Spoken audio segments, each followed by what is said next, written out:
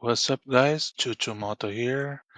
And ito po, magre-review po tayo ng Griffin 180i ng Euro Motors. So ito po ay red-white variant. 180cc na po ito siya. Kamukha po ng Aerox 155. And naka-camel back seat na po.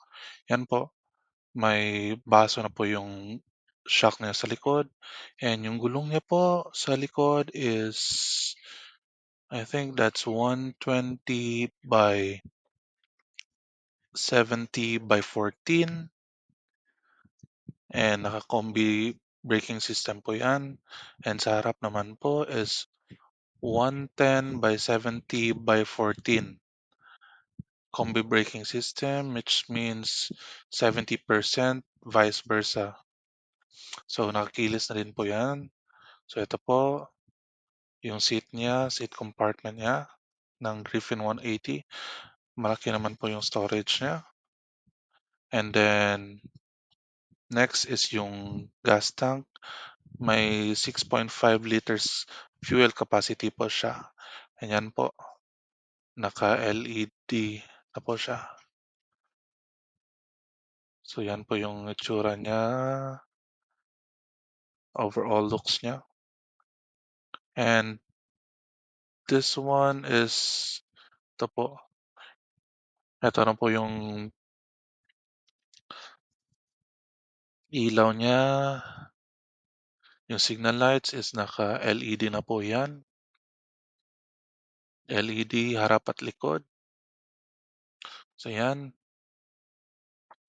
And naka-dual contact na po yung harap niya.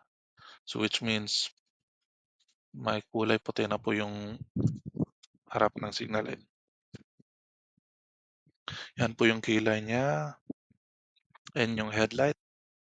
Naka-projector lights na po yan. LED projector lights na dalawang malaki for low.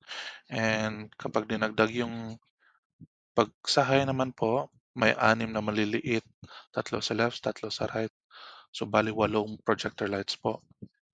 Yan po yung itsura niya sa gabi. Yung braking light niya po or yung tail light niya. Yan po yung tail light. Naka-LED na rin. Yan po yung itsura niya sa gabi. Sobrang ganda naman po. Tingnan nyo. Papansin nyo. Sobrang ganda. Sobrang liwanag ng daytime running light niya. Yan po. Pailawin po natin yung low niya. Yan po yung low niya. Sobrang liwanag. As you can see. Then, yung high naman niya po. Ito po yung high niya. Yan. So, may 3 maliliit sa left. 3 rin po sa right side. So, yan po yung high niya. Yan po yung lakas ng ilaw po sa gabi. Low, high, low, passing. May passing light din po siya. Yan po. And pumunta naman po tayo sa horn. Ito po yung horn niya. Pakinggan nyo. So, yan po yung horn niya. As you can see, sobrang lakas po. And pumunta naman po tayo ulit dito sa likod. As you can see, yan po yung signal light niya, left and right. Ka-LED na po yan. Tail light po, yan. Braking.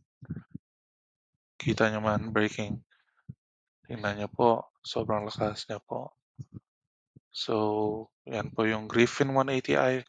So, for more videos po, please follow me po.